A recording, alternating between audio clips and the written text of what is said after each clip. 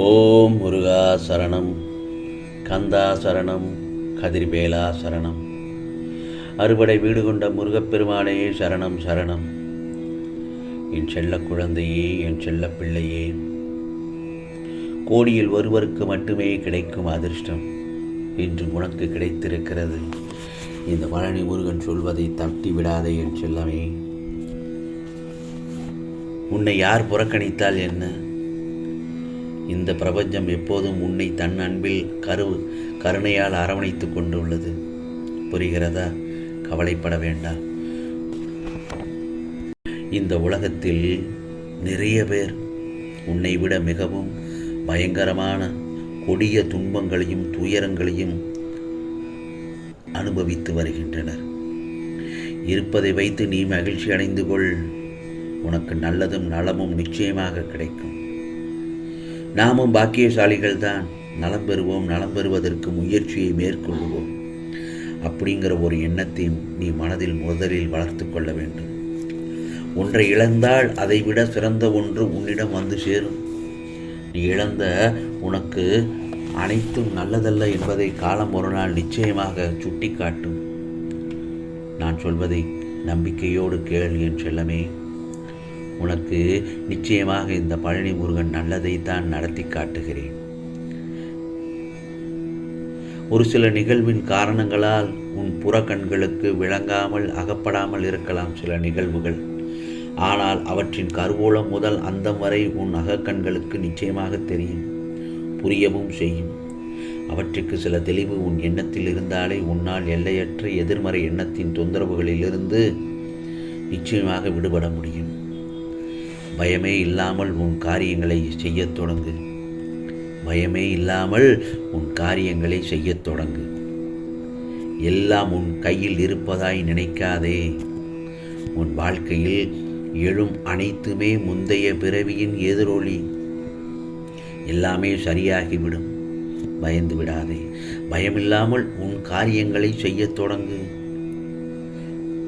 ஆகவே உன் வாழ்க்கையில் எழும் அனைத்தும் முந்தைய பிறவியின் எதிரொலி. நான் திருப்பிச் சொல்கிறேன், எல்லாம் சரியாகிவிடும். பயப்பட வேண்டாம். ஆகவே பார்ப்பவன் என்ன நினைப்பவன் என்ற பயத்துடன் வாழ வேண்டாம். யாரு பார்த்தால் என்ன? நீ உன்னுடைய வாழ்க்கையை, நீ அடையும் லட்சியத்தை நோக்கி சென்று கொண்டே இரு. உன் அன்பினை மதிக்காதவரை என்றும் தேடிச் செல்ல வேண்டாம். உன்னை தேடி வரும் அன்பே நிலையானது. புரிகிறதா? படைத்தவன் என்ன நினைப்பான் என்று பயந்து வாழு. உன்னை வணங்காமல் ஒருபோதும் விடுவதில்லை என்று முருகா என்று என்னை வணங்கு. என்னை மனதார நினை. அதுவே உனக்கு நான் நல்லதொரு வழியை காட்டுவேன். நான் இருக்கிறேன். யாம் இருக்க பயமேன். உனக்கு நம்பிக்கையோடு இரு. நிச்சயம் நீ உயர்ந்த நிலைக்கு செல்லப் போகிறாய். நான் இருக்கிறேன். நிச்சயமாக எல்லா நல்லதொரு நிகழ்வுகளும் உன் வாழ்க்கையில் தொடர்ச்சியாக அடுத்தடுத்து நடைபெறும். அந்த சமயத்தில் இந்த பழனி முருகனை நீ உணர்வுபூர்வமாக அறிந்து கொள்வாய். உனக்கு தெரியாத ஒருவர் மனதில் வேதனையும் கண்களில் கண்ணீருடன் எனக்கு ஒரு நல்ல வழி பிறக்காதா என்று எதிர்பார்த்து கொண்டிருப்பார்கள். அவர்களிடம் போய் நீ ஏதாவது ஒரு வகையில் உன்னால் முடிந்த வரையில் அவர்களுக்கு உதவிகளை செய். நீ 1000 அறிவுரைகளை அள்ளி வீசுவதை விட ஒரு நல்ல செயலில் ஈடுபடுவது நல்லதல்லவா? நாட்கள் நகர்ந்தாலும் உனக்கு நடக்க வேண்டியது நிச்சயமாக நடக்கும். காலம் கடந்தாலும் நீ விரும்பிய காரியத்தை இந்த பழனி முருகன் நிச்சயமாக அருள்பாலிப்பேன். நான் என்றும் உனக்கு துணையாகத்தானே இருந்து வருகிறேன். அப்படி இருக்கும் பட்சத்தில் நீ நம்பிக்கையோடு உன் கடமைகளை செய்து கொண்டே இருக்க வேண்டும். அப்படி இருக்கும் பட்சத்தில் தான் உனக்கான அந்த நாள் நிச்சயமாக வரும். உன்னுடன் நான் இருக்கும் ஒவ்வொரு நொடியும் நீ பயப்பட தேவையே இல்லை. நீ பாதுகாப்பு வளையத்தில் தானே இருக்கிறாய். நீ நினைக்கும் எல்லாமே உன்னிடம் வந்து சேரும் நேரம் வந்துவிட்டது. நிச்சயமாக கூடிய விரைவில் கிடைக்கும். நீ நினைத்த வாழ்க்கை உனக்கு கிடைக்கப் போகிறது, அமையப் போகிறது. உறவுகள் உன்னை பாராட்டுவார்கள்.